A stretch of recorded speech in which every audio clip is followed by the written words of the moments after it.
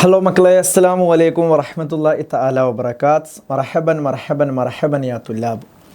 എല്ലാ 10ാം ക്ലാസ്സുകാർക്കും സന്തോഷമാണെന്ന് സാറ് കരുതുന്നു. എല്ലാവരും സുഖമായിട്ടിരിക്കുക. നമ്മൾ വീണ്ടും വന്നിരിക്കുകയാണ്. നമ്മുടെ ചാപ്റ്ററുകളിലെ ഓരോ ചാപ്റ്ററുകളും നമ്മൾ എന്ത് ചെയ്യാണ്, വളരെ മനോഹരമായിട്ട് പഠിച്ചുകൊണ്ടിരിക്കുകയാണ്. ക്രിസ്മസ് എക്സാമിലേക്ക് നമ്മൾ വളരെ വേഗം അടുത്തുകൊണ്ടിരിക്കുകയാണ്. ഇനി കൂടുതൽ സമയം നമുക്കില്ല. നമ്മളെ സംബന്ധിച്ചിടത്തോളം നല്ല മാർക്ക് വാങ്ങേണ്ട ഓരോ എക്സാമുകളുമാണ് നമ്മളിലേക്ക് വരുന്നത്. എങ്കിലേ നമ്മുടെ കൊല്ലപ്പരീക്ഷയിൽ SSLC എക്സാമിൽ നമുക്ക് നല്ല വിജയ ശതമാനത്തോടു കൂടെ ജയിക്കാൻ സാധിക്കുകയുള്ളൂ. അതുകൊണ്ട് തന്നെ എല്ലാ വിഷയങ്ങളും നമ്മൾ എന്ത് ചെയ്യണം, മനോഹരമായിട്ട് എന്ത് ചെയ്യണം, പഠിച്ച് തീർക്കേണ്ടതുണ്ട്. അറബി എന്നല്ല, ബാക്കിയുള്ള എല്ലാ വിഷയങ്ങളും നമ്മൾ പഠിച്ചാലേ നമുക്ക് എല്ലാ വിഷയത്തിലും ഫുൾ A+ കിട്ടിയാലേ നമുക്ക് എന്ത് ചെയ്യാൻ കഴിയും, നല്ല മനോഹരമായിട്ടുള്ള വിജയമെന്ന് നമുക്ക് ആസ്വദിക്കാൻ കഴിയുള്ളൂ. ഓക്കെ അല്ലേ?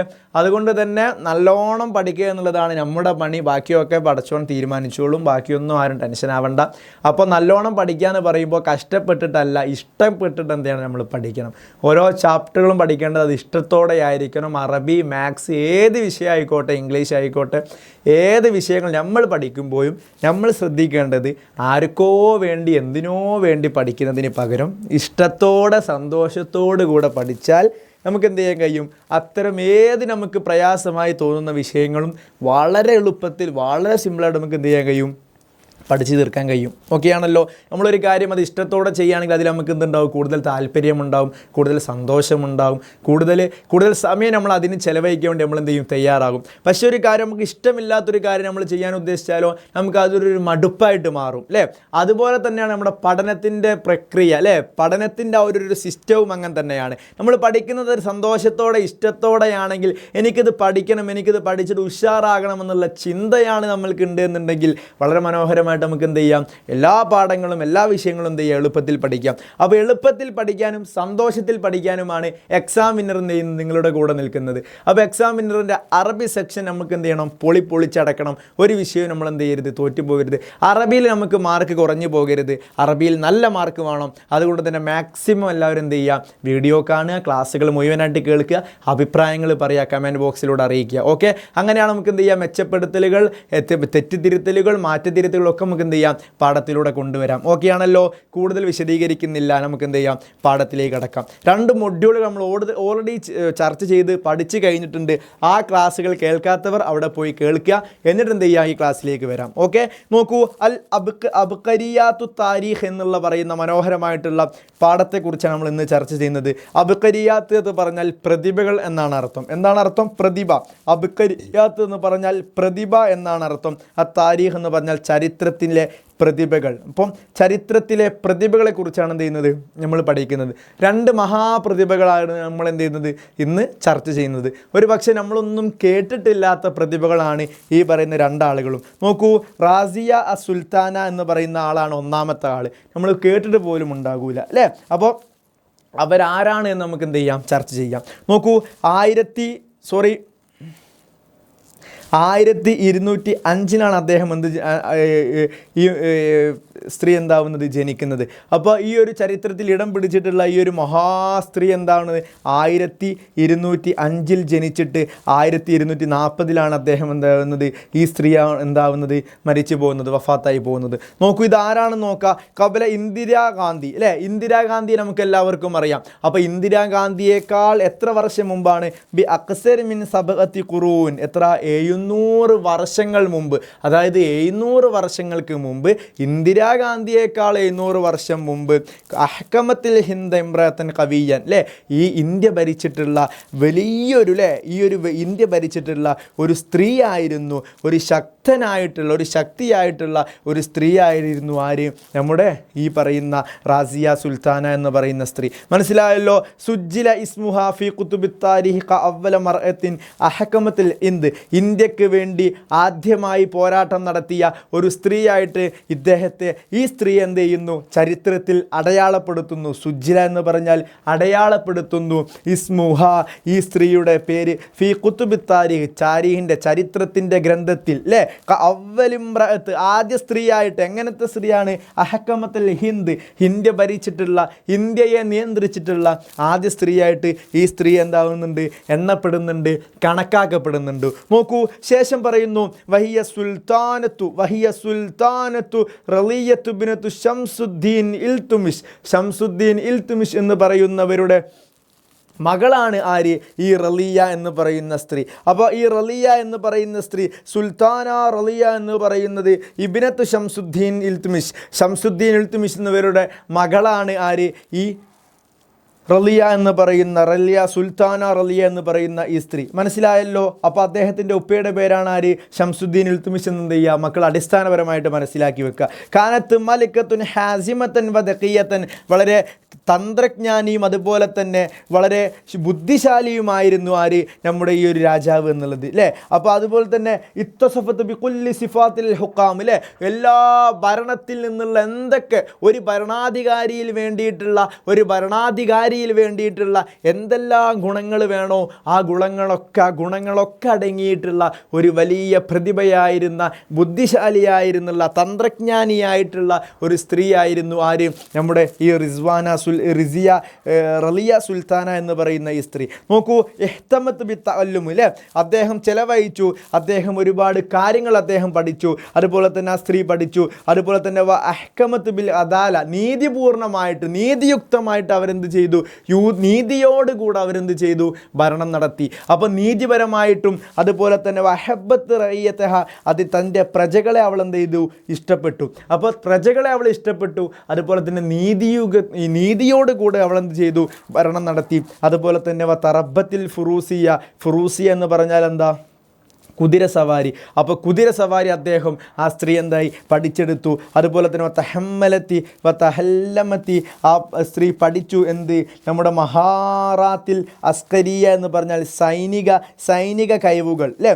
അപ്പോൾ മഹാറാത്തിൽ അസ്കരിയ എന്ന് പറഞ്ഞാൽ സൈനിക കഴിവുകളും എന്തായി? പഠിച്ചെടുത്തു. അപ്പോൾ നമ്മുടെ കുതിര സവാരി പഠിച്ചു, അതുപോലെ തന്നെ സൈനിക കഴിവുകളും എന്ത് ചെയ്തു?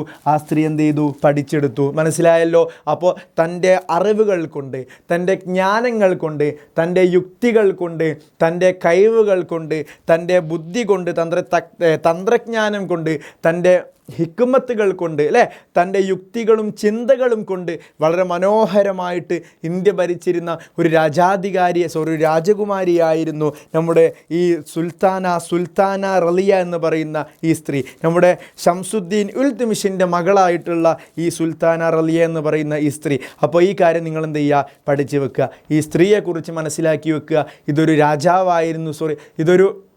രാജകുമാരി ആയിരുന്നു എന്നുള്ളത് എന്ത് ചെയ്യുക? നിങ്ങൾ എന്ത് ചെയ്യുക? ഒരു ഭരണാധികാരി ആയിരുന്നു എന്നുള്ളത് എന്ത് ചെയ്യുക? നിങ്ങൾ പഠിച്ചു വെക്കുക. രണ്ടാമത്തത് നമുക്ക് ഒരു പക്ഷേ അറിയാം, ആരാണ്? റാണി ലക്ഷ്മി ബായി എന്നാണ്. അപ്പോൾ ഒന്നാമത് നമ്മളൊരാളെ കുറിച്ച് പറഞ്ഞു, രണ്ടാമത് നമ്മൾ പറയുന്ന ആളാണ് ആര്?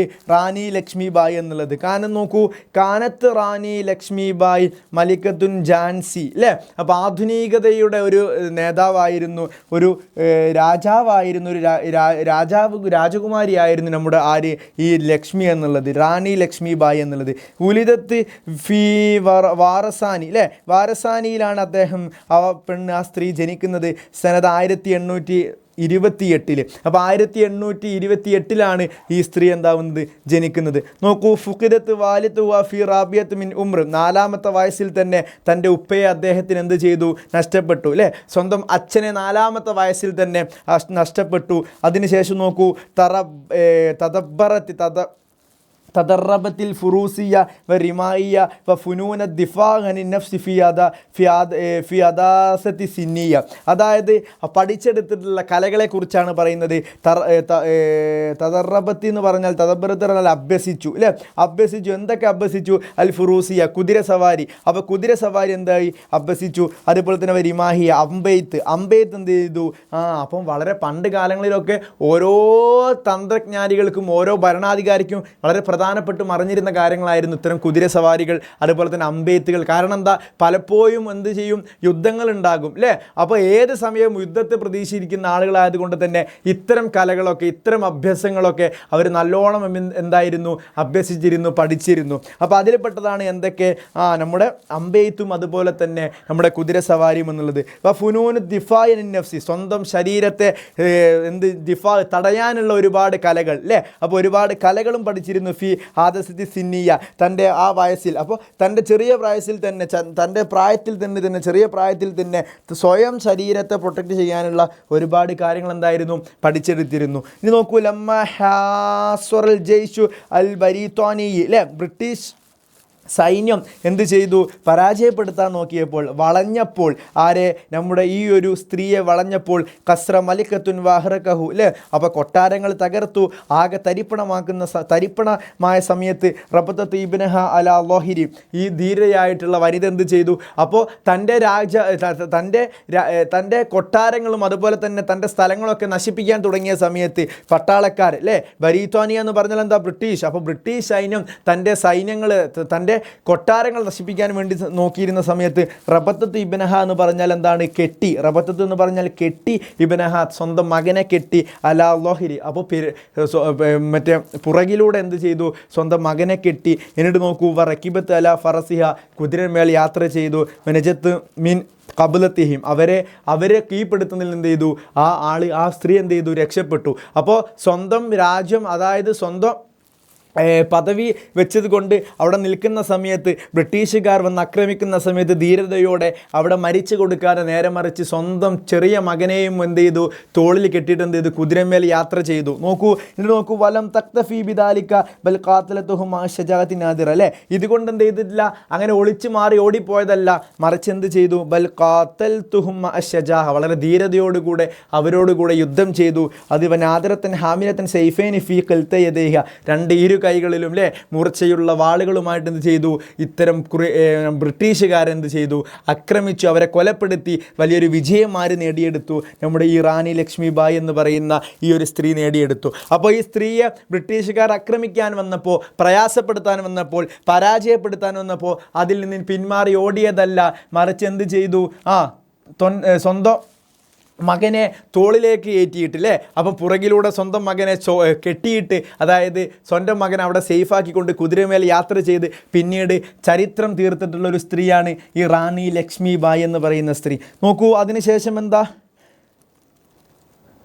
തുവുഫിയത്ത് മലിക്കത്തു ഫി സലാസീന മിൻ ഉംരിഹി, തൻ്റെ 30ാമത്തെ വയസ്സിൽ എന്ത് ചെയ്തു, നമ്മുടെ ഈ സ്ത്രീ എന്ത് ചെയ്തു, മരണപ്പെട്ടു. അപ്പോൾ 30ാമത്തെ വയസ്സിൽ ഈ സ്ത്രീ എന്ത് ചെയ്തു, മരണപ്പെട്ടു. നോക്കൂ, ലൊഹത്ത് ബി അയാത്തിഹ മിൻ അജ്ലി ഹുരിയത്തിൽ ഇന്ത്. ലൊഹത്ത് എന്ന് പറഞ്ഞാൽ എന്താ മക്കളെ, ലൊഹത്ത് എന്ന് പറഞ്ഞാൽ എന്താ, ബലി ചെയ്തു, അല്ലേ, അതായത് ബലി അർപ്പിച്ചു. എന്ത്, ബിഹയാത്തിയ, തൻ്റെ ജീവിതം, മിൻഹജിൽ വിദ്യത്തിൽ ഇന്ത്യയുടെ സ്വാതന്ത്ര്യത്തിന് വേണ്ടിയിട്ട് സ്വാതന്ത്ര്യത്തിന് വേണ്ടിയിട്ട് തൻ്റെ ജീവിതം ബലി അർപ്പിച്ചു. അതായത് തൻ്റെ ജീവിതം സകലവും എന്ത് ചെയ്തു, ഇന്ത്യയുടെ സ്വാതന്ത്ര്യത്തിന് വേണ്ടിയിട്ട് എന്ത് ചെയ്തു, ചെലവഴിച്ചു. എന്നിട്ട് നോക്കുക, അസ്ബഹത്തിൽ ഐക്കൂന ലിന്നിലാഹിൽ ലിദ്ദിൽ ഇഹ്തിലാൽ ബറാത്തിന, അല്ലേ, അദ്ദേഹം എന്ത് ചെയ്തു, അദ്ദേഹത്തിൻ്റെ പോരാട്ടം, അല്ലേ, അസ്ബഹത്തിൽ ഐക്കൂന എന്ന് പറയുന്നത് ഐക്കൺ. അപ്പോൾ അസ്ബഹത്തിൽ ഐക്കൂന, ഒരു ഐക്കണായിട്ട് മാറി, അല്ലേ, നമ്മൾ പറയും പലരും നമ്മുടെ ഐക്കണുകളാണ്, അതായത് ഒരു പ്രതിഭയായിട്ടൊരു ഐക്കണായിട്ട് ആര് മാറി, നമ്മുടെ റാണി ലക്ഷ്മിബായി മാറി. എന്തിന്, ലിന്നിലാഹ് എന്ന് പറഞ്ഞാൽ പോരാട്ടത്തിന്.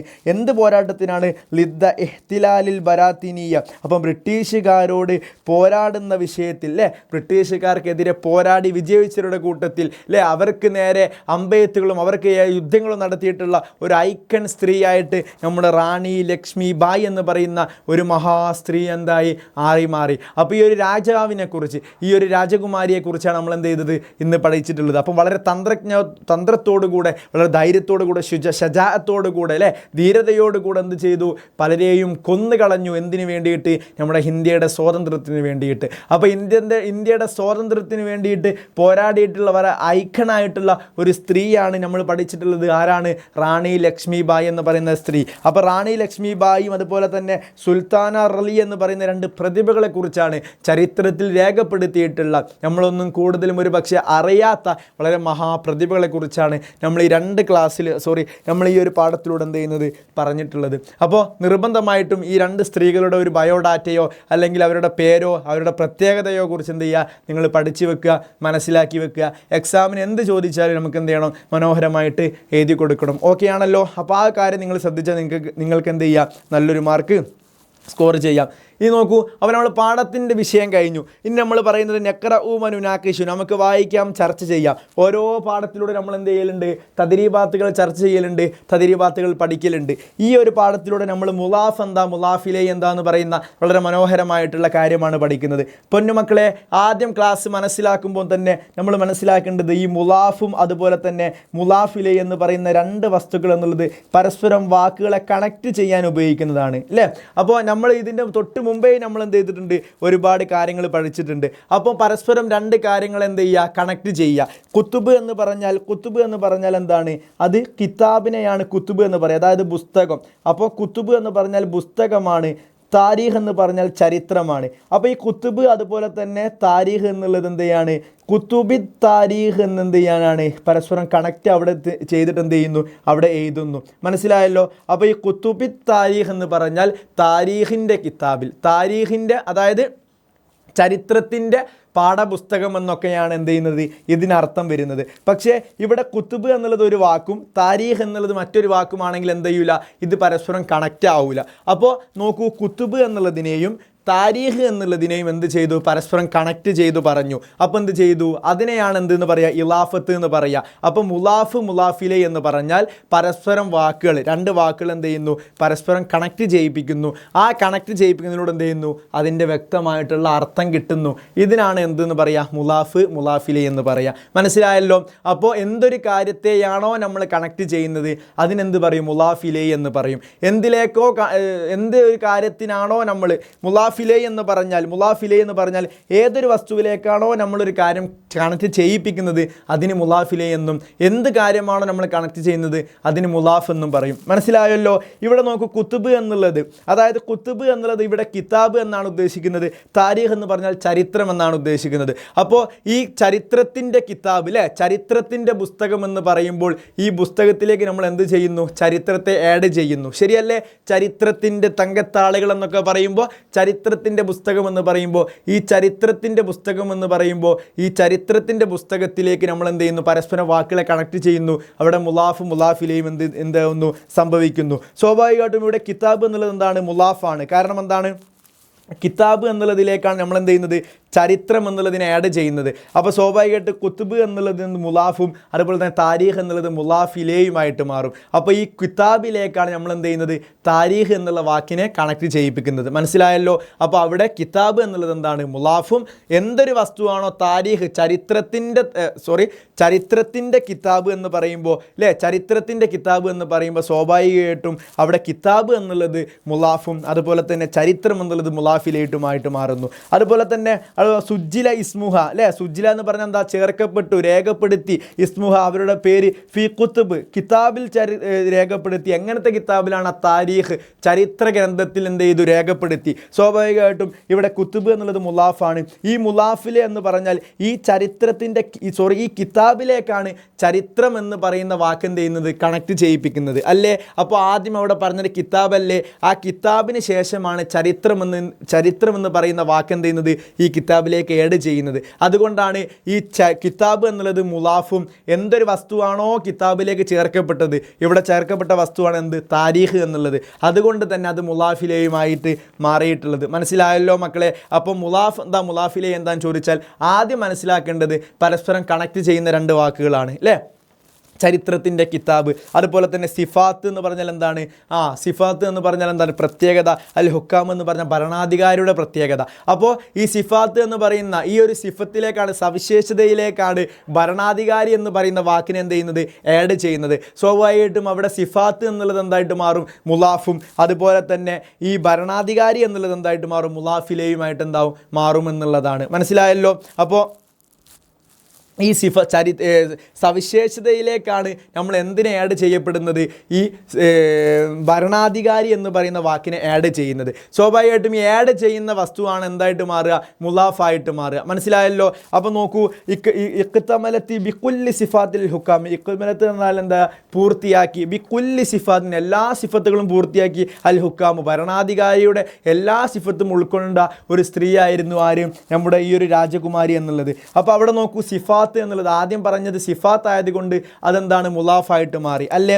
എന്നിട്ട് എന്തൊരു വസ്തുവാണോ ആ സിഫാത്തിലേക്ക് ആഡ് ചെയ്യപ്പെട്ടത് ഹുക്കാം എന്ന് പറയുന്നതാണ്. അപ്പോൾ അതെന്താ മാറി? മുലാഫ് ഇലൈഹി ആയിട്ട് മാറി. മനസ്സിലായില്ലേ? അടുത്ത് നോക്കൂ, നാലത്ത് മിൻ അജലി ഹുരിയത്ത് അൽ ഹിന്ദ്. ഹുരിയത്ത് എന്ന് പറഞ്ഞാൽ എന്താണ്? സ്വാതന്ത്ര്യം. അൽ ഹിന്ദ് എന്ന് പറഞ്ഞാൽ ഇന്ത്യ. അപ്പോൾ ഇന്ത്യ, സ്വാതന്ത്ര്യം, ഈ രണ്ട് പരസ്പരം വാക്കിനെ എന്ത് ചെയ്തു? ഹുരിയത്തിൽ ഹിന്ദ് എന്നാക്കി മാറ്റി. ഹുരിയത്തിൽ ഹിന്ദ് എന്ന് പറഞ്ഞാൽ ഇന്ത്യയുടെ സ്വാതന്ത്ര്യം എന്നാക്കി മാറ്റി. സ്വാഭാവികമായിട്ടും ഹുരിയത്ത് എന്ന് പറഞ്ഞാൽ സ്വാതന്ത്ര്യം എന്നുള്ളത് എന്താണ്? അത് മുലാഫാണ് അല്ലേ? അതുപോലെ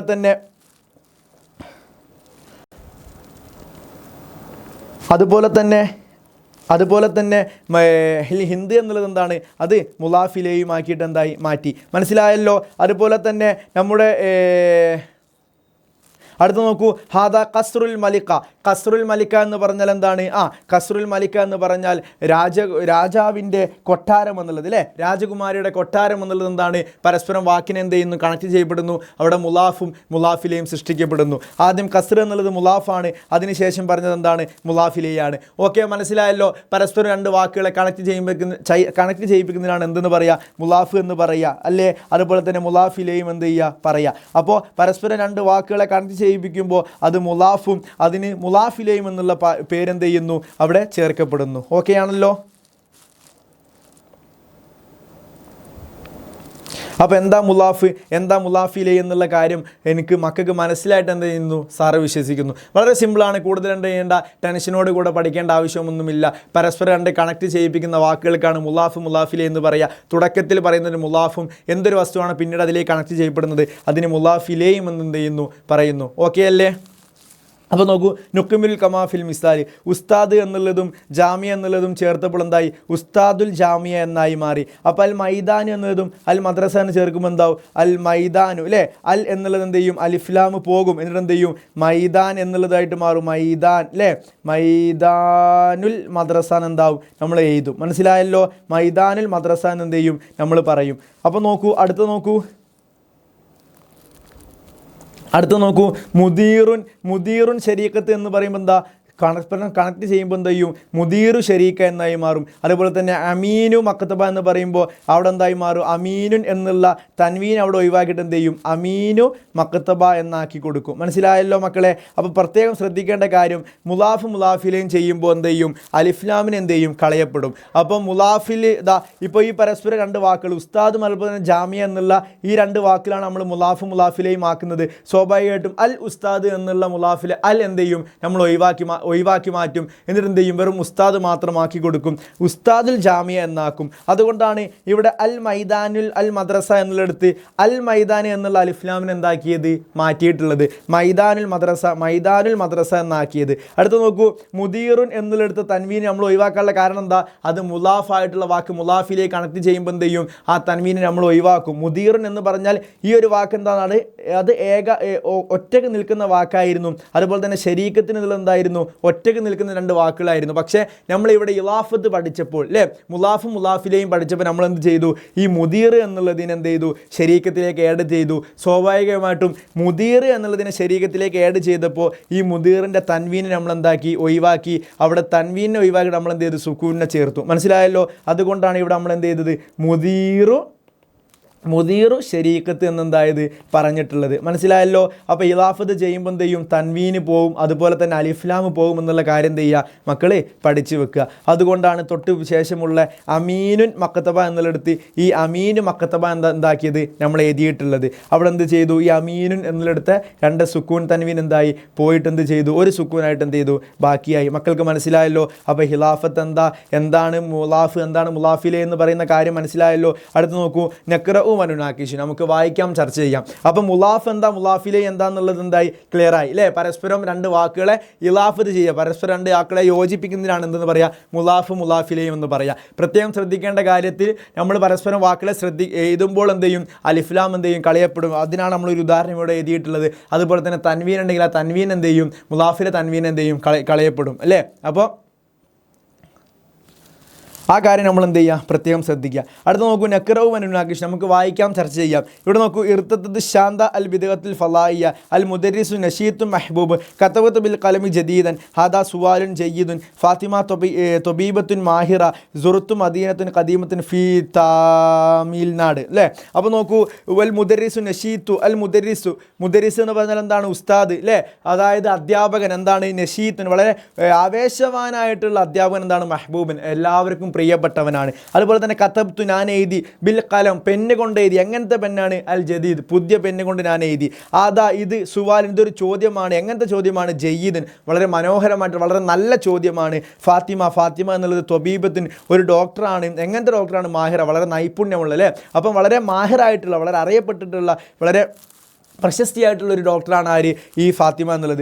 നോക്കൂ, സുഹൃത്തു മദീന, ഞാൻ എന്ത് ചെയ്തു, സുഹൃത്ത് ഞാൻ സന്ദർശിച്ചു, മദീന ഒരു പട്ടണം സന്ദർശിച്ചു, ഖദീമത്തിൽ വളരെ പഴക്കം ചെന്ന ഒരു പട്ടണം ഞാൻ സന്ദർശിച്ചു. ഫി തമിഴ്നാട്, തമിഴ്നാട്ടിലെ ഒരു പഴക്കം ചെന്ന പട്ടണം ഞാൻ എന്ത് ചെയ്തു, സന്ദർശിച്ചു. ഇവിടെയൊക്കെ നമുക്ക് മനസ്സിലാകുന്നുണ്ട് എന്തോ ഒരു സവിശേഷതയാണ് പറയുന്നത്. ഇവിടെ നോക്കൂ, കലമ് എന്ന് പറഞ്ഞപ്പോൾ കലമിന് ശേഷം ജദീദ് എന്ന് പറയുന്ന ഒരു വാക്ക് കൊണ്ടുവന്നു. അതുപോലെ തന്നെ മുദരിസ് എന്ന് പറഞ്ഞപ്പോൾ മുദരിസിനെ വിശേഷണം പറയുന്നത് ഒരു നശീത്ത് എന്ന് പറയുന്ന കാര്യം അവിടെ കൊണ്ടുവന്നു. അതുപോലെ തന്നെ സുവാല് എന്ന് പറഞ്ഞാൽ ചോദ്യം എങ്ങനത്തെ ചോദ്യമാണ്, ജയ്യിദ്, നല്ല ചോദ്യം എന്ന് പറയുന്ന ഒരു സവിശേഷം എന്ത് ചെയ്തു വന്നു, എന്താക്കി, ആ സുവാല് എന്ന് പറയുന്നതിന് എന്ത് ചെയ്തു, പറഞ്ഞു. അതുപോലെ തന്നെ മദീനത്ത് എന്ന് പറഞ്ഞാൽ പട്ടണം, എങ്ങനത്തെ പട്ടണമാണ്, ഖദീമത്തുൻ, വളരെ പഴക്കം ചെന്നിട്ടുള്ള ഒരു പട്ടണം എന്ത് ചെയ്തു, ആ പട്ടണത്തിന് വിശേഷണം പറഞ്ഞു. അപ്പോൾ ഇങ്ങനെ സ്വാഭാവികമായിട്ടും വിശേഷണം പറയാ എന്നുള്ള കാര്യം നമ്മൾ പഠിച്ചിട്ടുണ്ട്. അതിനാണ് നമ്മൾ അറബിയിൽ പറയുക നഅത്ത് മൻഊത്ത് അല്ലേ. അപ്പോൾ നമ്മൾ മുലാഫ് എന്താ, മുലാഫിലെ എന്താന്ന് പറഞ്ഞു കഴിഞ്ഞു. ഇനി നമുക്ക് പറയാനുള്ളത് എന്താണ്, നഅത്ത് എന്താ, മൻഊത്ത് എന്താന്ന് പറഞ്ഞു അല്ലേ. നഅത്ത് മൻഊത്ത് എന്ന് പറഞ്ഞാൽ മക്കളെ ഒരു കാര്യത്തെ വിശേഷിപ്പിക്കുക, അതിനാണ് എന്ത്, നഅത്ത് മൻഊത്ത് എന്ന് പറയുക. സ്വാഭാവികമായിട്ടും നഅത്ത് എന്ന് പറഞ്ഞാൽ എന്താണോ, ഇപ്പോൾ ഞാൻ പറയുന്നു എന്ത്, ഇവിടെ നമ്മളൊരു ഉദാഹരണം പറഞ്ഞു, മുദരിസ് എന്ന് പറഞ്ഞാൽ അധ്യാപകൻ. അപ്പോൾ സ്വാഭാവികമായിട്ടും അവിടെ മുദരിസ് ആണ് എന്ത്, മൻഊത്ത്. ഇവിടെ മൻഊത്ത് നഅത്ത് എന്ന് പറയുന്ന രണ്ട് പ്രക്രിയകൾ എപ്പോഴാണ് സംഭവിക്കുന്നതെന്ന് വെച്ചാൽ, നമ്മൾ എന്തൊരു കാര്യത്തിനാണോ ഒരു വിശേഷണം പറയുന്നത്, ഇപ്പോൾ ഇവിടെ ശ്രദ്ധിക്കുക, ഫസ്റ്റ് ഉദാഹരണത്തിൽ മുദരിസ് തന്നെയാണ് നമ്മൾ എന്ത് ചെയ്യുന്നത്, വിശേഷണം പറയുന്നത്. സ്വാഭാവികമായിട്ടും ഇവിടെ മുദരിസിന് നമ്മൾ എന്ത് ചെയ്യുന്നു, വിശേഷണം പറയുമ്പോൾ ഇവിടെ മുദരിസ് എന്താണ്, മൻഊത്താണ്. അതുപോലെ തന്നെ എന്തൊരു വിശേഷണമാണോ നമ്മൾ മുദരിസിന് കൊടുക്കുന്നത്, അതെന്തായി മാറും, നഅത്തായിട്ട് മാറും. അപ്പോൾ മക്കൾ മനസ്സിലാക്കേണ്ടത് ഇത്ര മാത്രമാണ്. അതായത് എന്തൊരു വിശേഷണമാണോ നമ്മൾ നൽകുന്നത്, ആ വിശേഷണം പറയുന്നതിന് നഅത്ത് എന്നും, ആരെക്കുറിച്ചാണോ നമ്മൾ പറയുന്നത്, ആ പറയുന്ന ആൾക്ക് എന്തൊരു വസ്തുവിനെ കുറിച്ചാണോ ആ വസ്തുവിന് മൻഊത്ത് എന്നും പറയും. അപ്പം വളരെ സിമ്പിളായിട്ട് നമുക്ക് എഴുതാം, എന്താണ്, മുദരിസ് എന്ന് പറഞ്ഞാൽ സ്വാഭാവികമായിട്ടും ഇവിടെ എന്താണ്, മൻഊത്താണ്. കാരണം വിശേഷണം പറയപ്പെടുന്ന വസ്തുവാണ്, പറയപ്പെടുന്ന ആളാണ് ഇവിടെ ആര്, മുദരിസ്. എന്തൊരു വിശേഷണമാണോ ഈ മുദരിസിനെ കുറിച്ച് പറഞ്ഞത്, മുദരിസിനെ കുറിച്ച് നമ്മൾ പറഞ്ഞത് എന്താണ്, നശീത്തുൻ, വളരെ ഉന്മേഷവാനായിട്ടുള്ള അധ്യാപകൻ എന്നാണ്. സ്വാഭാവികമായിട്ടും ഉന്മേഷണം എന്ന് പറയുന്ന ഒരു സവിശേഷ അല്ലെങ്കിൽ ഒരു ഗുണത്തെക്കുറിച്ചാണ് നമ്മളിവിടെ പറഞ്ഞത്. അപ്പോൾ ആ ഗുണം സ്വാഭാവികമായിട്ടും അതെന്താണ്, ഒരു നഅത്താണ് അല്ലേ, ഒരു സവിശേഷണം പറയലാണ്. അപ്പോൾ അത്തരം കാര്യങ്ങൾക്കാണ് സവിശേഷണം പറയുന്നതിനാണ് നഅത്ത് എന്ന് പറയുക. സ്വാഭാവികമായിട്ടും ഈ ശേഷം പറഞ്ഞതാണ് എന്ത്, നഅത്തായിട്ട് വരിക. മനസ്സിലായല്ലോ. കലം എന്ന് പറഞ്ഞാൽ പേന എന്നാണ്. ഈ ഒരു വസ്തുവിനെ കുറിച്ച് പറയുമ്പോൾ അല്ലെങ്കിൽ ഒരാളെ കുറിച്ച് പറയുമ്പോൾ ആ കുറിച്ച് പറയപ്പെടുന്ന ആക്കാണ് മൻഊത്ത് എന്ന് പറയുക. സ്വാഭാവികമായിട്ട് ഇവിടെ കലം എന്നുള്ളത് എന്താണ് മക്കളെ, അത് മൻഊത്താണ്. നഅത്ത് എന്ന് പറയുമ്പോൾ ആ കലമിന് നമ്മൾ കൊടുക്കുന്ന ഒരു വിശേഷണം ഉണ്ടാവുമല്ലോ, നമ്മളിവിടെ പേനയ്ക്ക് കൊടുത്ത വിശേഷണമാണ് എന്ത്, പുതിയത് എന്നുള്ളത്. അപ്പോൾ അതൊരു വിശേഷണമാണല്ലോ, ആ വിശേഷണത്തിൻ്റെ അറബിയാണ് എന്ത്, നഅത്ത് എന്നുള്ളത്. അപ്പോൾ മനസ്സിലായല്ലോ നഅത്ത് എന്താ, മൻഊത്ത് എന്താന്ന്, വളരെ സിമ്പിളായിട്ട് മനസ്സിലായല്ലോ, മക്കൾക്ക് മനസ്സിലായല്ലോ. അപ്പോൾ സ്വാഭാവികമായിട്ടും ഒരു വസ്തുവിനെ കുറിച്ച് ഒരാളെ കുറിച്ച് എന്താണോ വിശേഷണം പറയുന്നത് അതായിരിക്കും നഅത്ത്. ആരെക്കുറിച്ചാണോ വിശേഷണം പറയുന്നത് അല്ലെങ്കിൽ എന്തൊരു വസ്തുവിനെ കുറിച്ചാണോ വിശേഷണം പറയുന്നത് അതായിരിക്കും മൻഊത്ത്. ഓക്കെ അല്ലേ. അപ്പം നഅത്ത് എന്താ, മൻഊത്ത് എന്താന്ന് ഇനി മാറിപ്പോവോ, ഇല്ലല്ലോ. മൻഊത്ത് എന്ന് പറഞ്ഞാൽ ആരെക്കുറിച്ചാണോ വിശേഷണം പറയുന്നത്, അപ്പോൾ തുടക്കത്തിൽ വരുന്നതായിരിക്കല്ലോ മൻഊത്ത്. ഇവിടെ നോക്കൂ, മുദരിസ്, ആ മുദരിസിനെ കുറിച്ച് പിന്നീടാണ് വിശേഷണം പറയുന്നത്. അപ്പോൾ ഈ നശീത്ത് എന്നുള്ളതാണ് എന്ത് നഅത്ത്. അതുപോലെ തന്നെ കത്തബ്തു, ഞാൻ എഴുതി ബിൽ കലമു, പേന കൊണ്ട് എഴുതി. ഇവിടെ സ്വാഭാവികമായിട്ടും പേന എന്നുള്ളത് എന്താണ്, ആ പേനയെയാണ് നമ്മൾ വിശേഷിപ്പിക്കുന്നത് എന്തുകൊണ്ടിട്ട്, ജദീദ് എന്നുള്ള വസ്തു കൊണ്ടിട്ട്. സ്വാഭാവികമായിട്ടും ഈ പേന എന്നുള്ളത് മൻഊത്തും ശേഷം വിശേഷണം കൊടുത്തിട്ടുള്ള കാര്യത്തിന് നഅത്ത് എന്ന് പറയും. അതുപോലെ തന്നെ സുവാല് എന്ന് പറഞ്ഞാൽ സ്വാഭാവികമായിട്ടും ചോദ്യമാണ്. ആ ചോദ്യത്തിന് നമ്മളൊരു വിശേഷണം കൊടുക്കുകയാണ്. എങ്ങനത്തെ ചോദ്യമാണ്? ജയ്യിദ്, നല്ല ചോദ്യം അല്ലേ. അപ്പോൾ സ്വാഭാവികമായിട്ടും ഈ സുവാല് എന്നുള്ളത് എന്താണ് മക്കളെ, മൻഊത്തായിട്ട് മാറും. അതുപോലെ തന്നെ ജയ്യിദ് എന്നുള്ളത് എന്തായിട്ട് മാറും, ആ സുവാലിന് നമ്മളൊരു വിശേഷണം കൊടുത്തത് കൊണ്ട് തന്നെ ആ ജയ്യിദ് എന്നുള്ളത് എന്തായി മാറി, നഅത്തായിട്ട് മാറി. അപ്പോൾ ഈ ഒരു ഓർഡറിൽ മനസ്സിലാകുന്നത് നമുക്ക് തിരിയും. തുടക്കത്തിൽ മൻഊത്ത് മാത്രമേ ആദ്യം വരുള്ളൂ. മൻഊത്തിന് ശേഷമാണ് എന്ത് വരിക, നഅത്ത് വരില്ല അല്ലേ. അല്ലാതെ നഅത്ത് വന്നതിന് ശേഷം മൻഊത്ത് വരുമോ? ഇല്ല.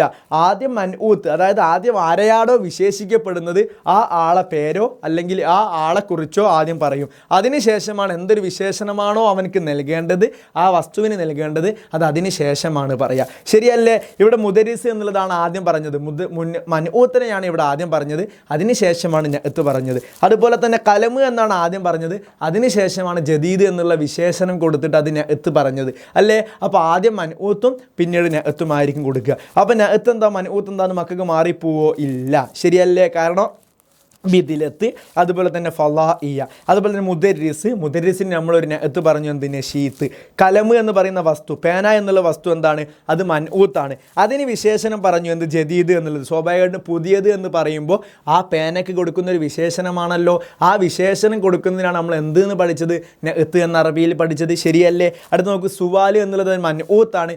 അതിന് കൊടുത്തിട്ടുള്ള വിശേഷണമാണ് എന്ത്, ജയ്യിദ് എന്നുള്ളത്. സ്വാഭാവികമായിട്ടും വിശേഷണം കൊടുക്കുക എന്നുള്ളത് എന്താണ്, നഅത്തായിട്ട് മാറും. അതുപോലെ തന്നെ തൊബീബത്ത് പറഞ്ഞാൽ ഡോക്ടറാണ്. എങ്ങനത്തെ ഡോക്ടറാണ്? മാഹിറത്ത് എന്ന് പറഞ്ഞ നൈപുണ്യമുള്ള അല്ലേ, വളരെ മാഹിറായിട്ടുള്ള പ്രശസ്തിയായിട്ടുള്ള ഡോക്ടർ എന്ന് പറയുമ്പോൾ സ്വാഭാവികമായിട്ടും ഇവിടെ ഡോക്ടർ എന്നുള്ളത് മൻഊത്തും ആ ഡോക്ടറിന് കൊടുത്തിട്ടുള്ള സവിശേഷത എന്തോ അതാണ് നഅത്തിൽ വരിക. അതുപോലെ തന്നെ മദീനത്ത് എന്ന് പറഞ്ഞാൽ പട്ടണമാണ്. ഖദീമത്തിൽ നിന്ന് വളരെ പഴക്കം ചെന്ന പട്ടണം എന്നാണ്. അപ്പോൾ സ്വാഭാവികമായിട്ടും ഖദീമ എന്ന് പറയുമ്പോൾ ആ പട്ടണത്തിന് കൊടുത്തിട്ടുള്ളൊരു നഅത്താണ്, ഒരു വിശേഷണമാണ്. അപ്പോൾ ആദ്യം പട്ടണം വന്നു, അതിനുശേഷം എന്ത് വന്നു, അതിൻ്റെ വിശേഷണം വന്നു. അപ്പോൾ ആദ്യം മൻഊത്ത് പറയപ്പെടും, അതിനുശേഷം എന്താണ്, നഅത്ത് പറയപ്പെടും. ഓക്കെ അല്ലേ മക്കളെ. അപ്പോൾ ആദ്യം എന്താണ് പറയുക, നഅത്താണോ മൻഊത്താണോ പറയുക? മാറിപ്പോകരുത്.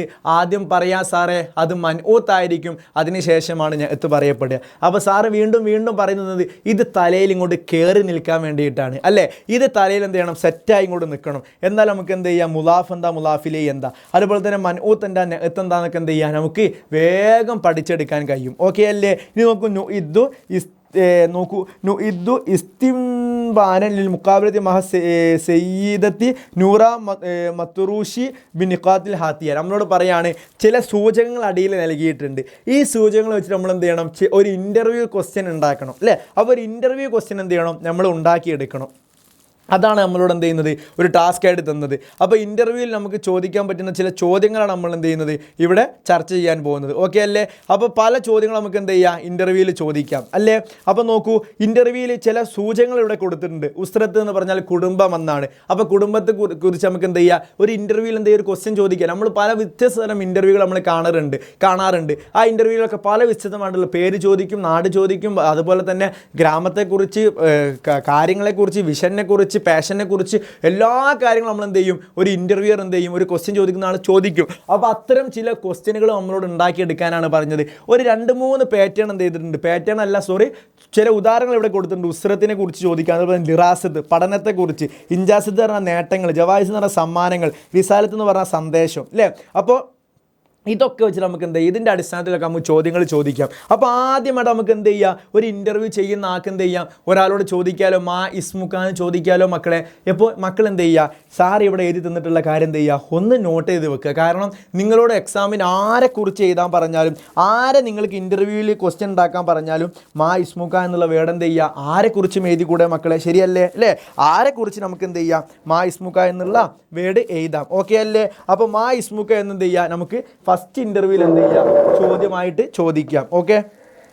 അപ്പോൾ മാ ഇസ്മുക്ക എന്നുള്ള വേർഡ് എന്ത് ചെയ്യുക, ആദ്യമായിട്ട് നമുക്ക് എന്ത് ചെയ്യാം, ഫസ്റ്റ് തന്നെ എന്ത് ചെയ്യുക, ചോദിക്കാം. പിന്നെ ചോദിക്കാം മിൻ അയ്യ ദൗലത്തിൻ അൻത, നിങ്ങൾ ഏത് രാജ്യത്താണ് അല്ലെങ്കിൽ നിങ്ങൾ ഏത് സ്ഥലത്താണെന്ന് ചോദിക്കാം അല്ലേ. അപ്പോൾ മിൻ അയ്യ ദൗലത്തിൻ അൻത, നിങ്ങൾ ഏത് സ്ഥലത്താണെന്നോ ഏത് രാജ്യത്താണെന്നോ നിങ്ങളുടെ രാജ്യം ഏതാണോ നിങ്ങളുടെ സംസ്ഥാനം ഏതാണോ എന്തും ചോദിക്കാം, നിങ്ങളുടെ പ്രദേശം ഏതാണോ ഒക്കെ നിങ്ങൾക്ക് ചോദിക്കാം. അപ്പോൾ മാ ഇസ്മുക ചോദിക്കുക, മിൻ അയ്യ ദൗലത്തിൻ അൻത എന്നുള്ളത് എന്ത് ചെയ്യുക, ഏതൊരാളോട് നിങ്ങളോട് എക്സാമിന് ചോദിച്ചാലും ഈ രണ്ട് ക്വസ്റ്റ്യൻ എന്ത് ചെയ്യുക, നിങ്ങൾക്ക് ഷുവറായിട്ട് എഴുതാം. മൂന്നാമത് നോക്കൂ, മൻ ഫി അസ്രത്തിക അല്ലേ, മിൻ ഫി ഉസ്രത്തിക, നിങ്ങളുടെ കുടുംബം ഏതാണ് അല്ലേ. അപ്പം മൻ ഫി ഉസ്രത്തുക, നിങ്ങളുടെ കുടുംബം ആരാണ് അല്ലെങ്കിൽ നിങ്ങളുടെ ബന്ധം എന്താണെന്ന് എന്ത് ചെയ്യുക, ചോദിക്കാം. അപ്പോൾ നിങ്ങൾ ഏത് കുടുംബത്തിൽ നിന്നാണെന്ന് എന്ത് ചെയ്യാം, നമുക്ക് ആരോടും ചോദിക്കാം. അതുപോലെ തന്നെ മാഹിയ, എന്താണ് ഇൻജാസാത്ത് എന്ന് പറഞ്ഞാൽ എന്താ, നേട്ടങ്ങൾ എന്താണ്, മുഹിമ്മത്തിൻ, പ്രധാനപ്പെട്ട നേട്ടങ്ങൾ, അല്ലത്തി ഹസ്ലത്ത് അലീഹ, നിങ്ങൾ കരസ്ഥമാക്കിയിട്ടുള്ള പ്രധാനപ്പെട്ട നേട്ടങ്ങൾ എന്തൊക്കെയാണ്, അത് ആരോടും ചോദിച്ചൂടെ. നമ്മൾക്ക് എക്സാമിന് ഇൻ്റർവ്യൂ ആയിട്ട് തരുന്ന ആൾ നമ്മളോട് പറയുകയാണെന്ത്, ഇന്ന ആളെക്കുറിച്ച് നമ്മളോട് പറയുകയാണ് നരേന്ദ്രമോദിയോട് അല്ലെങ്കിൽ മുഖ്യമന്ത്രിയോട് നിങ്ങൾ എന്ത് ചെയ്യണം, ക്വസ്റ്റ്യൻ ഉണ്ടാക്കണം, ഇൻ്റർവ്യൂ ക്വസ്റ്റ്യൻ ഉണ്ടാക്കണം. അല്ലെങ്കിൽ പറയാണ് മെസ്സിയോട്, അല്ലെങ്കിൽ പറയുന്നു മറ്റാരും ആയിക്കോട്ടെ, രാഷ്ട്രീയ ഏത് മേഖലയിൽ വിദ്യാഭ്യാസ രംഗത്തൊക്കെ തിളങ്ങിയിരിക്കുന്ന ഒരാളെക്കുറിച്ചാണ് നിങ്ങളോട് ഇൻ്റർവ്യൂ ചോദിച്ചത്. സ്വാഭാവികമായിട്ടും നിങ്ങൾക്ക് സാറ് പറഞ്ഞിട്ടുള്ള 3 ക്വസ്റ്റ്യനുകൾ ആരോടും ചോദിക്കാം. ആ ഇസ്മുക്ക എന്ന് ഏതൊരു ഇൻ്റർവ്യൂവറും ഏതൊരാൾ നിങ്ങളോട് എടുത്തു വന്നാൽ നിങ്ങൾക്ക് ചോദിച്ചുകൂടെ മാ ഇസ്മുക്ക എന്നുള്ളത്. അപ്പോൾ എക്സാമിനേക്ക് വേണ്ടി ഇത് തയ്യാറാക്കി വെച്ചോളുക. ഒരു 5 ക്വസ്റ്റ്യനുകൾ നിങ്ങൾ തയ്യാറാക്കി വെക്കുക. എന്നാൽ നിങ്ങൾക്ക് എന്ത് കിട്ടും മക്കളെ, ഫുൾ മാർക്ക് കിട്ടും. അപ്പോൾ ആദ്യം ചോദിക്കാൻ പറ്റിയ ചോദ്യമാണ് മാ ഇസ്മുക്ക എന്നുള്ളത്. അടുത്ത നോക്കും, മീൻ അയ്യ ദൗലത്തിനടുത്ത, നിങ്ങൾ എവിടെ നിന്നാണ് വരുന്നത്, നിങ്ങളുടെ രാഷ്ട്രം ഏതാണ് അല്ലേ, ചോദിച്ചൂടെ. ഏതൊരാളോടും ചോദിച്ചൂടെ, മെസ്സി ആവട്ടെ റൊണാൾഡോ ആവട്ടെ ആരോട് ഇൻ്റർവ്യൂ തരാൻ ചോദിച്ചാലും നമുക്ക് എന്ത് ചെയ്യാം, ചോദിക്കാം. മീൻ അയ്യ ദൗലത്തിൻ അൻത. അതുപോലെ തന്നെ മൻ ഫി ഉസ്രത്തിക, നിങ്ങളുടെ കുടുംബം ഏതാണെന്ന് എന്ത് ചെയ്യാം, നമുക്ക് ചോദിക്കാം. അതുപോലെ തന്നെ നോക്കൂ, മാഹിയ ഇൻജാസാത്ത്, നിങ്ങളുടെ നേട്ടങ്ങൾ എന്തൊക്കെയാണ്, അൽ മുഹിമ, പ്രധാനപ്പെട്ട നേട്ടങ്ങൾ എന്തൊക്കെയാണ്, അല്ലത്തി ഹസ്രത്ത് അലീഹ, നിങ്ങൾ കരസ്ഥമാക്കിയിട്ടുള്ള പ്രധാനപ്പെട്ട നേട്ടങ്ങൾ എന്തൊക്കെയാണ് ആരോടും ചോദിച്ചൂടെ. അതുപോലെ തന്നെ മാഹിയ ജവായിസുല്ലത്തി നാലത്ത് അലേഹ, നിങ്ങൾ കരസ്ഥമാക്കിയിട്ടുള്ള സമ്മാനങ്ങൾ എന്തൊക്കെയാണ് അല്ലേ. അപ്പം നിങ്ങൾ കരസ്ഥമാക്കിയിട്ടുള്ള സമ്മാനങ്ങൾ എന്തൊക്കെയാണ്, നിങ്ങൾക്ക് വന്നു ചേർന്നിട്ടുള്ള സമ്മാനങ്ങൾ എന്തൊക്കെയാണെന്ന് എന്ത് ചെയ്യുക, നമുക്ക് ആരോടും ചോദിച്ചൂടെ മക്കളെ. അതുപോലെ തന്നെ മാഹിയ എന്തൊക്കെയാണ്, അപ്പോൾ ഇൻജാസാത്തിനെ കുറിച്ച് നമ്മൾ ചോദിച്ചു, അതുപോലെ തന്നെ ജവായിസ് ചോദിച്ചു. അടുത്ത് നോക്കൂ, മാഹിയ റിസാലത്തുക്ക അൽ ജീലുൽ ഖദീമ അല്ലേ, ഈ പുതുതലമുറയ്ക്ക് നിങ്ങൾക്ക് എന്ത് സന്ദേശമാണ് കൊടുക്കാനുള്ളത് എന്നൊരു ചോദ്യം, അത് ആരോടും ചോദിച്ചൂടെ. അപ്പോൾ മാഹിയ റിസാലത്തുക്ക എന്ന് പറയുന്ന സന്ദേശം അല്ലേ, റിസാലത്ത് എന്ന് പറഞ്ഞാൽ സന്ദേശം എന്താണ്, ജീലിൽ ഖദീമ, ഈ പുതുതലമുറയ്ക്ക് നിങ്ങൾക്ക് കൊടുക്കേണ്ട സന്ദേശം എന്താണ്, അത് ആരോടും ചോദിച്ചൂടെ. അങ്ങനത്തെ ഒരാളല്ലേ നമ്മളോട് ഇൻ്റർവ്യൂ തരാൻ എക്സാം എന്ന് പറയുള്ളൂ. അപ്പോൾ സ്വാഭാവികമായിട്ടും അങ്ങനെ അറിയപ്പെടുന്ന പ്രശസ്തിയുള്ള ഒരാളെ കുറിച്ചിട്ടല്ലേ നമ്മളോട് പറയുള്ളൂ. ഒരു വിഷനും പാഷനും ഒക്കെ ഉള്ള ഒരാളെ ഇൻ്റർവ്യൂ ചെയ്യാനാണ് നമ്മളോട് പറയുക. സ്വാഭാവികമായിട്ടും നമ്മളോട് പറഞ്ഞു, സാർ ഒരു ഉദാഹരണം പറയാം, നിങ്ങളോട് പറഞ്ഞു ആരെ കുറിച്ചിട്ട്, നമ്മുടെ കേരളത്തിലെ മുഖ്യമന്ത്രിയുമായിട്ട് നിങ്ങൾക്കൊരു ഇൻ്റർവ്യൂ സെക്ഷൻ കിട്ടി. നിങ്ങൾക്ക് എന്തൊക്കെ ചോദ്യങ്ങൾ ചോദിക്കാമെന്ന് ചോദിച്ചാൽ ഫസ്റ്റത്തെ ക്വസ്റ്റ്യൻ നിങ്ങൾക്ക് തയ്യാറാക്കാം, മാ ഇസ്മുക്ക ചോദിച്ചൂടെ. അതുപോലെ തന്നെ മിൻ അയ്യ ദൗലത്തിൻ അൻതാൻ എന്ത് ചെയ്യുക, ആ ആളോട് ചോദിക്കുക. അതുപോലെ തന്നെ മൻ ഫി ഉസ്രത്തിക എന്ന് ചോദിച്ചൂടെ. അതുപോലെ തന്നെ മാഹിയ ഇൻജാസാത്തുല്ലത്തി മുഹിമ്മത്തുല്ലത്തി ഹസലത്ത് അലേഹ, നിങ്ങൾക്ക് എന്തൊക്കെ നേട്ടങ്ങളാണ് നിങ്ങൾക്ക് കിട്ടിയെന്ന് മുഖ്യമന്ത്രിയോട് ചോദിച്ചൂടെ. അതുപോലെ തന്നെ മാഹിയ ജവായിസുല്ലത്തി നാലത്ത് അലേഹ, നിങ്ങൾക്ക് നേടിയിട്ടുള്ള സമ്മാനങ്ങളെ കുറിച്ച് ചോദിച്ചൂടെ. അതുപോലെ തന്നെ മാഹിയ റിസാലത്തുൽ ജയിലിൽ ഖദീമ, ഈ പുതുതലമുറയ്ക്ക് നിങ്ങൾക്ക് എന്ത് സന്ദേശമാണ് കൊടുക്കാൻ എന്നുള്ള ചോദ്യം. ഈ 5 ചോദ്യങ്ങൾ അങ്ങനെ തന്നെ ബൈഹാർട്ടാക്കി പഠിച്ചാൽ സാറ് ഗ്യാരണ്ടി തരുന്നു, ഒരു പേടിയും പേടിക്കേണ്ട. ഈ 5 കാര്യങ്ങൾ പഠിക്കുക മാത്രം ചെയ്താൽ മതി. നിങ്ങൾക്ക് ആരോട് ഇൻ്റർവ്യൂ ചോദിച്ചാലും എക്സാമിന് വളരെ ഇമ്പോർട്ടൻ്റ് ആയിട്ട് ചോദിക്കുന്ന കാര്യമാണ് ഇൻ്റർവ്യൂ. അതെന്തായാലും എക്സാമിന് ക്വസ്റ്റ്യൻ ഉണ്ടാകും. അപ്പോൾ ആരോട് ഇൻ്റർവ്യൂ ചോദിച്ചാലും നിങ്ങൾക്ക് മനോഹരമായിട്ട് എന്ത് ചെയ്യാം, എഴുതിയെടുക്കാൻ കഴിയും, ആൻസർ എഴുതാൻ കഴിയും ഈ 5 ക്വസ്റ്റ്യനുകൾ പഠിച്ച് വെച്ചാൽ. അപ്പോൾ ഒന്നും അറിയാതെ ആടെ പോയിട്ട് പഠിച്ചോനെ ഞാൻ ഇപ്പോൾ ഇയാളോട് എന്താ ചോദിക്കാൻ ഇങ്ങനെ ആലോചിച്ച് കുത്തിരുന്നാലും ഒന്നും കിട്ടൂല. അതുകൊണ്ടാണ് പറഞ്ഞത് മാ ഇസ്മുക്ക മിൻ അയ്യ ദൗലത്തിനൻത മൻ ഫി ഉസ്രത്തിക മാഹി ഇൻജാസാത്ത് മുഹിമ്മത്തുല്ലത്തി ഹസലത്ത് അലൈഹ മാഹി ജവായിസുല്ലത്തി നാലത്ത് അലൈഹ മാഹി റിസാലത്തുക ജയിലിൽ ഖദീമ അല്ലേ. ഇതൊക്കെ ആരോടും ചോദിക്കുക, എന്താ മാഹി റിസാലത്തുക, എന്ത് സന്ദേശമാണ് നൽകാനുള്ളത്, ആർക്ക് ജയിലിൽ ഖദീമ, പുതുതലമുറയ്ക്ക് എന്ത് സന്ദേശമാണ് കൊടുക്കാനുള്ളത്. നമുക്ക് എന്ത് ചെയ്യാം, നിങ്ങളോട് ആരുടെ പേര് വെച്ചിട്ടും ഇൻ്റർവ്യൂ നടത്താൻ പറയാൻ നിങ്ങൾക്ക് എന്ത് ചെയ്യാം, ചോദിക്കാം. ഓക്കെ അല്ലേ മക്കളെ. ഇനി നോക്കൂ, നല്ലഉ നെഹ്തൻ മുനാസിബൻ, ചേർന്നതായിട്ടുള്ള നെഹത്ത് വെക്കുക. എന്തായിരുന്നു നെഹത്ത് എന്ന് പറഞ്ഞാൽ? നല്ലഉ നെഹത്തൻ മുനാസിബൻ. ഈ ചില വാക്കുകൾ എന്ത് ചെയ്തിട്ട് ഇവിടെ വിട്ടുപോയിട്ടുണ്ട്. അവിടെ നമ്മൾ എന്ത് ചെയ്യണം? നെഹത്തിനെ കൊടുക്കണം. നെഹത്ത് എന്ന് പറഞ്ഞാൽ നമ്മൾ പറഞ്ഞു വിശേഷണം അല്ലേ? അപ്പോൾ ഒരാൾക്ക് കൊടുക്കേണ്ട വിശേഷണത്തിനാണ് നെഹത്ത് എന്ന് പറയുക. സ്വാഭാവികമായിട്ടും നെഹത്തു റഅയ്തു, ഞാൻ കണ്ടു, ഫി ത്വരീഖ്, വഴിയിൽ കണ്ടു, റജുലിൻ, ഒരു പുരുഷനെ കണ്ടു, ഒരാളെ, ഒരു വ്യക്തിയെ കണ്ടു. എങ്ങനത്തെ വ്യക്തിയെ കണ്ടു എന്ന് നമ്മൾ പറയുക? നമുക്ക് പറയാലോ റജുലൻ മുസന്നൻ. മുസന്നൻ എന്ന് പറഞ്ഞാൽ എന്താ? പ്രായം ചെന്നിട്ടുള്ള ഒരാൾ അല്ലേ? മുസന്നൻ എന്ന് പറഞ്ഞാൽ എന്താ? പ്രായം ചെന്നിട്ടുള്ള ഒരു വ്യക്തിയെ എന്ത് ചെയ്തു? നമ്മൾ കണ്ടു. അപ്പോൾ സ്വാഭാവികമായിട്ടും ആ റജുലിന് കൊടുത്തിട്ടുള്ള സവിശേഷതയാണ് മുസന്ന എന്ന് പറയുന്ന വാക്ക്. അതുകൊണ്ട് തന്നെ ആ റജുലിന് കൊടുത്ത നെഹത്താണ് മുസന്ന എന്ന് പറയുന്ന വാക്ക്. ഓക്കെ അല്ലേ? റക്കിബ ജാബിറു, ജാബിർ കയറിയ ദറാജ. ദറാജ എന്ന് പറഞ്ഞാൽ എന്ത് ചെയ്തു? വായനം കയറി അല്ലേ? ദറാജത്തുൻ എങ്ങനത്തെ വായനമാണ്? സൊഈറത്തുന്നോ അല്ലെങ്കിൽ കബീറത്തുന്നോ അല്ലെങ്കിൽ ജദീദത്തുന്നോ എന്തും കൊടുത്തൂടെ? അപ്പം കൊടുക്കുക എന്ത്? കബീറത്തുൻ അല്ലേ? ദറാജത്തുൻ കബീറത്തുൻ, വലിയ വാഹനം ആര് കയറി? നമ്മുടെ ജാബിർ കയറി. ഈ ദറാജത്തുൻ എന്നുള്ളതിന് കൊടുത്തതല്ലേ കബീറത്തുൻ എന്ന് പറയുന്ന സവിശേഷത. അടുത്ത് നോക്കൂ, ഇസ്ത്രയത്തു, ഞാൻ വാങ്ങി, ഹക്കീബത്തേനി, 2 ബാഗ് വാങ്ങി അല്ലേ? ഹക്കീബത്തേനി എങ്ങനത്തെ ബാഗാണ്? ജമീലത്തേനി അല്ലേ?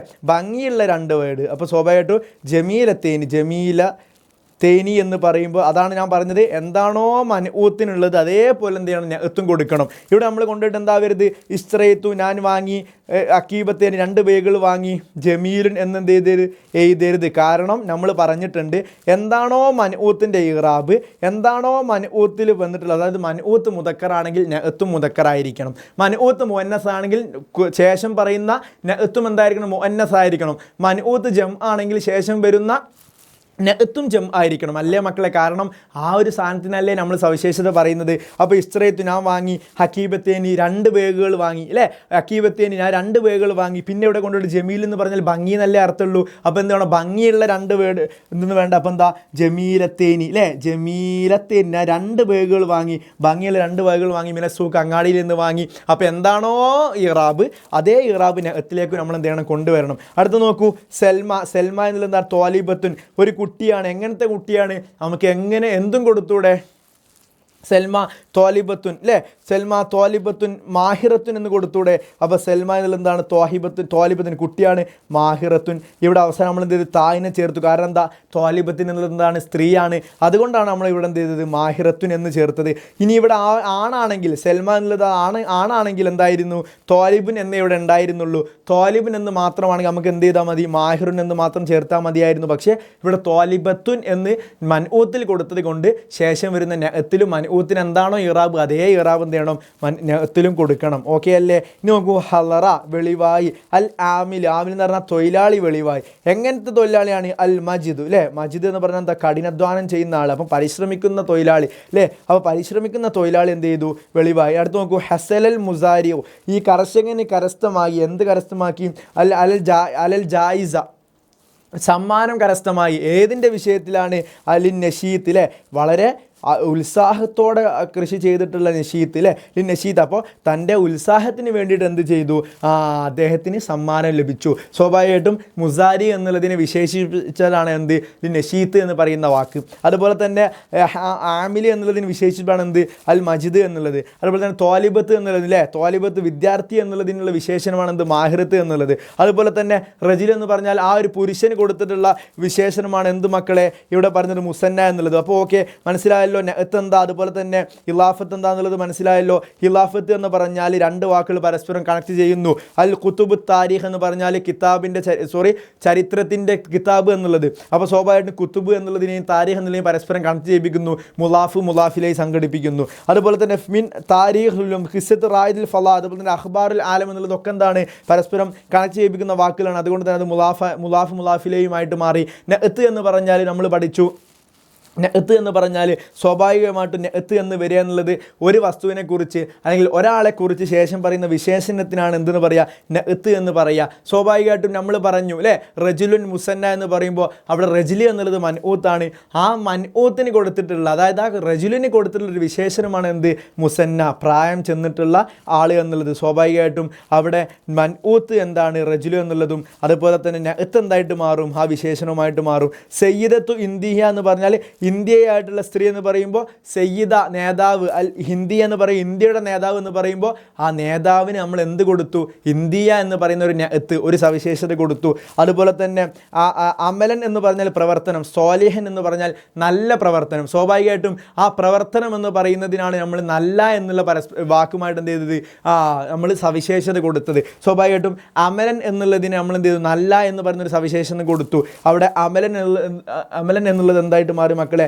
മൻഊത്തും ശേഷം പറയുന്ന സ്വാലിൻ എന്നുള്ളത് എന്തായിട്ട് മാറി? നഅത്തുമായിട്ട് മാറി. ഇത്ര കാര്യങ്ങൾ നമുക്ക് പഠിക്കാനുള്ളൂ. നഅത്ത് എന്താ, അതുപോലെ തന്നെ മൻഊത്ത് എന്താ, മുലാഫ് എന്താ, മുലാഫിലൈ എന്താ, അതുപോലെ തന്നെ ഇൻ്റർവ്യൂവിൽ വന്നിട്ടുള്ള പ്രധാനപ്പെട്ട ഈ 5 ക്വസ്റ്റ്യനുകൾ, അതുപോലെ തന്നെ ആ കാര്യം മാത്രം പഠിച്ചാൽ മതി. അതുപോലെ തന്നെ നമ്മുടെ 2 കഥാപാത്രങ്ങൾ, അതായത് ഒന്ന് സുൽത്താനിയ റലിയ, അതുപോലെ തന്നെ നമ്മുടെ റാണി ലക്ഷ്മിബായി, ഇവരെക്കുറിച്ച് ചെറിയൊരു ഡാറ്റയും, അതുപോലെ തന്നെ നഅത്ത് മൻഊത്തിനെ കുറിച്ചും മുലാഫ് മുലാഫിലിനെ കുറിച്ചും ഇൻ്റർവ്യൂവിൽ ചോദിക്കുന്ന ഒരു 5 ക്വസ്റ്റ്യനുകൾ അല്ലേ, എപ്പോഴും ചോദിക്കാൻ പറ്റിയ ഒരു 5 ക്വസ്റ്റ്യനുകൾ എന്ത് ചെയ്യുക? നിങ്ങൾ പഠിച്ചു വെച്ചാൽ ഗ്യാരണ്ടിയാണ് നിങ്ങൾക്ക് ഈ ചാപ്റ്ററിൽ ഒരു ക്വസ്റ്റ്യൻ പോലും നിങ്ങൾക്ക് എന്ത് ചെയ്യേണ്ട, വിടേണ്ട ആവശ്യം വരില്ല. എല്ലാ ക്വസ്റ്റ്യനും നിങ്ങൾക്ക് എന്ത് ചെയ്യുക? വളരെ മനോഹരമായിട്ട് എന്ത് ചെയ്യാൻ കഴിയും? എഴുതിയെടുക്കാൻ കഴിയും. അത്രയും ഗ്യാരണ്ടി സാർ നിങ്ങൾക്ക് തരുന്നുണ്ട്. കാരണം ഈ ഒരു ക്വസ്റ്റ്യനുകളും ഈ ഒരു കാര്യങ്ങളും മാത്രമേ ഈ ചാപ്റ്ററിൽ നമുക്ക് എന്ത് ചെയ്യേണ്ടതുള്ളൂ, പഠിക്കേണ്ടതുള്ളൂ. ഓക്കെ ആണല്ലോ? അപ്പോൾ എന്ത് ചെയ്യുക? വളരെ മനോഹരമായിട്ട് എന്ത് ചെയ്യുക? ക്ലാസ്സുകൾ മുഴുവനായിട്ട് കേൾക്കുക, അഭിപ്രായങ്ങൾ പറയുക, ക്ലാസ് കേട്ട് കഴിഞ്ഞാൽ കമൻറ്റ് ബോക്സിലൂടെ കാര്യങ്ങളൊക്കെ അറിയിക്കുക. അപ്പോൾ ഓക്കെ, എല്ലാവർക്കും താങ്ക്സ്, എല്ലാവർക്കും ജസാക്കുമുല്ലാഹ് ഖൈറൻ, ശുക്രൻ യാ തുല്ലാബ്, അസ്സലാമ. ഇനി അടുത്തത് എന്ത് ചെയ്യുക? നമുക്ക് 4ാമത്തെ പാഠങ്ങളായിട്ട് 4ാമത്തെ യൂണിറ്റ് ആയിട്ട് നമുക്ക് എന്ത് ചെയ്യുക? വീണ്ടും വരാം. അപ്പോൾ എല്ലാവർക്കും ബൈ, സി യു, ജസാക്കുമുല്ലാഹ് ഖൈറൻ, അസ്സലാമു അലൈക്കും, ശുക്രൻ ലക്കും യാ തുല്ലാബ്. അസ്സലാമു അലൈക്കും വറഹ്മത്തുള്ളാഹി തആല വബറകാതുഹു.